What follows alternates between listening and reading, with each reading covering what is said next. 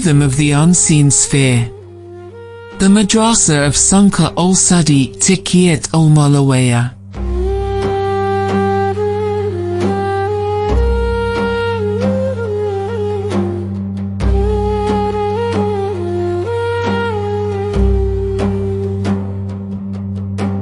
The Sufi Theater of Al-Sufiya, Cairo.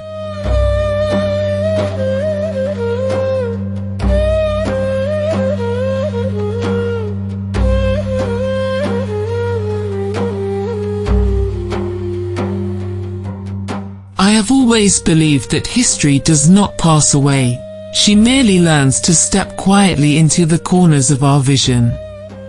To seek Egypt is to understand that she does not wear her soul upon her sleeve, she is a master of the quiet retreat, an ancient consciousness that wraps herself in the velvet of the overlooked.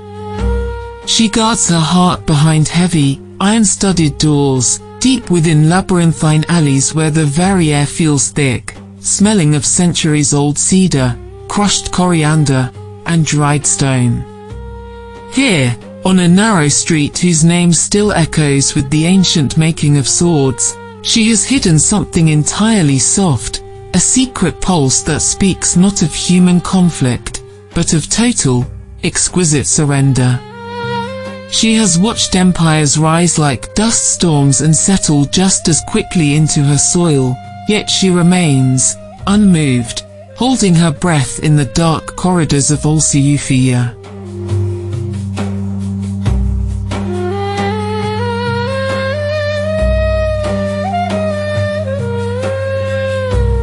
Every stone underfoot feels like a frozen syllable of a language we have forgotten how to speak.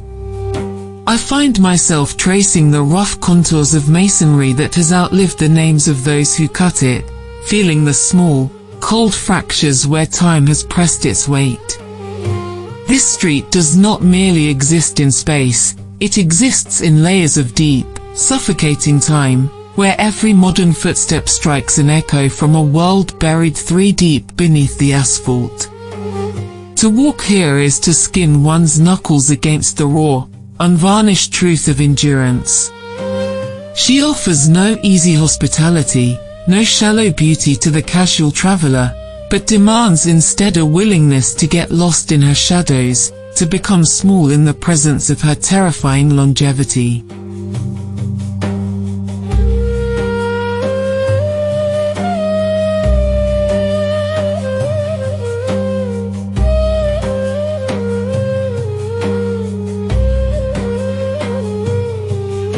I stand today inside the cool, stone foundations laid by a prince 7 long centuries ago. He built these high walls to house the rising voices of scholars, carving his earthly ambitions directly into the wet plaster, desperately hoping his name would remain anchored to this shifting earth forever.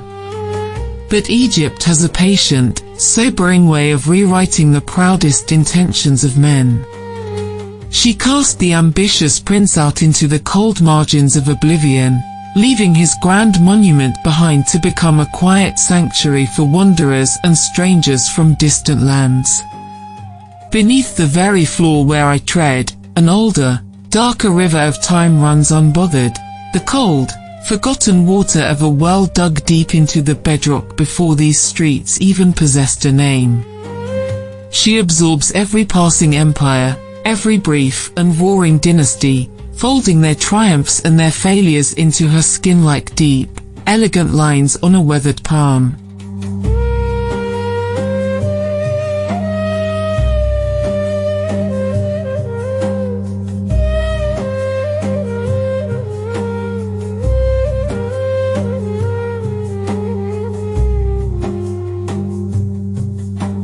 I look down into the mouth of that subterranean well, where the water reflects nothing but absolute, velvet blackness. It is a terrifying stillness, a subterranean eye that has looked upward through 700 years of human noise and remained completely unchanged. The air that rises from it tastes of iron and damp earth, a reminder that before the palaces were built, before the calls to prayer rose above the rooftops, there was only the water and the rock. This is the dark anchor that keeps the entire structure from floating away into myth. The prince thought he was building a house for his own legacy, but he was merely constructing a lid over an abyss that she has guarded with cold indifference long after his bones became dust.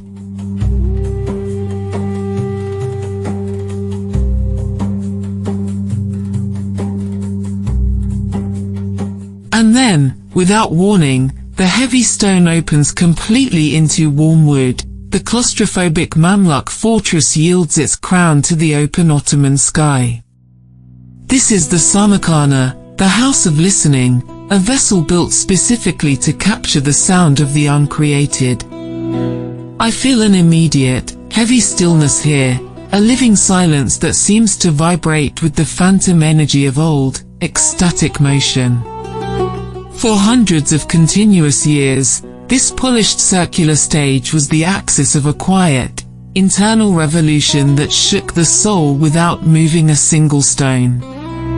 Men came here from the most distant mountains and barren deserts, wearing tall hats shaped like tombstones and heavy white skirts meant to mimic shrouds, arriving not to conquer the physical world, but to let it gently slip away like water through their fingers.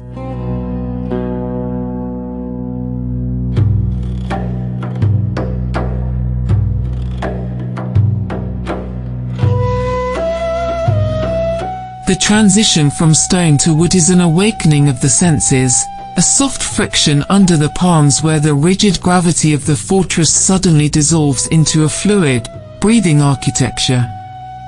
The timber smells of old resin and ancient sunlight, caught and held within the grain of the floorboards. You can feel the hollow space beneath the platform, a deliberate void designed to let the low thrum of the drums and the weeping of the nave flute resonate through the very bones of anyone who stood here. It is an architecture that does not try to defy gravity, but rather uses gravity as a pivot point, an anchor from which the human spirit can launch itself upward into the unmapped territory of the divine.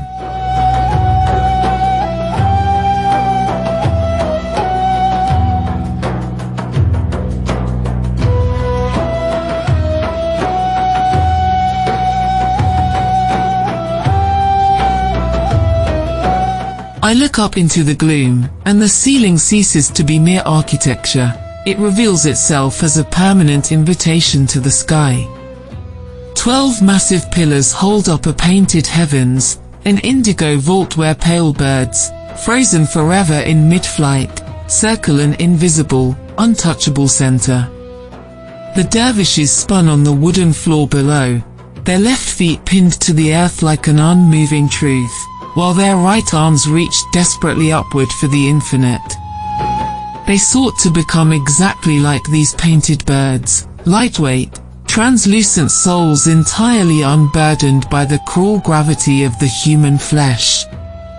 I witnessed the way the light catches the peeling paint, a slow decay that feels more alive than anything newly built, as if she is gradually shedding her outer layers to reveal a deeper, more luminous truth beneath.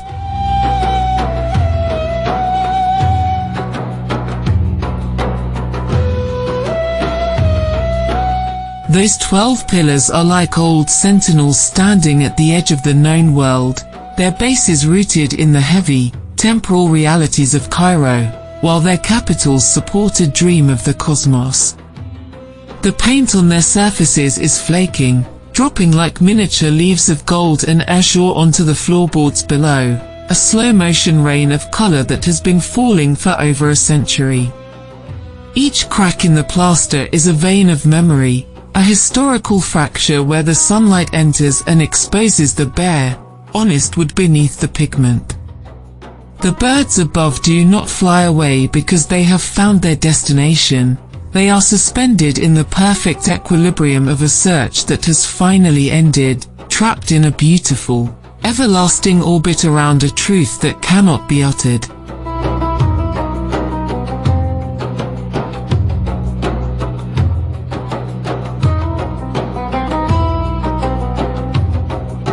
I wonder how many sighs and quiet prayers still linger, trapped in the hollow, resonant chambers of this ancient timber. They did not leave behind hoards of gold or arrogant inscriptions of military triumph to demand our attention. They left behind an architecture of pure rotation, a sacred geometry of absence, a lasting memory of wind caught in cloth. The dancers have long since gone into the earth, the instruments are completely silent now, their leather skins dried, cracked, and broken by the decades. The heavy white circles eventually slowed to a final, trembling stop, and the heavy wool skirts were folded away into the dark, silent trunks of history.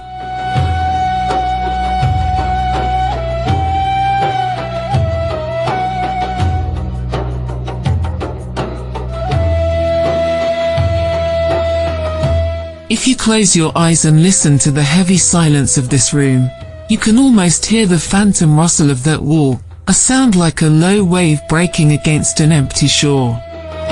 It is the sound of 100 men breathing as one, their bodies transforming into white tops spinning on a map of the universe.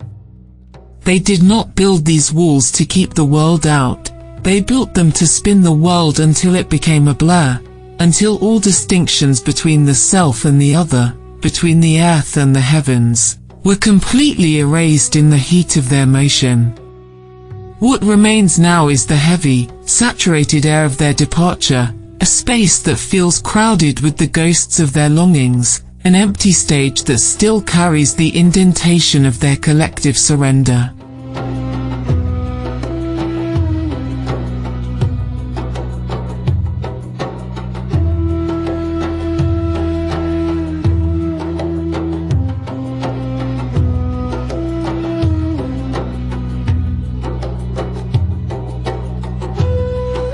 Yet, as I stand in this long, shifting shadow, I see that Egypt has not permitted this sacred place to truly die. She has preserved it perfectly in amber, keeping it safe and untainted beneath the roaring, modern noise of her frantic streets.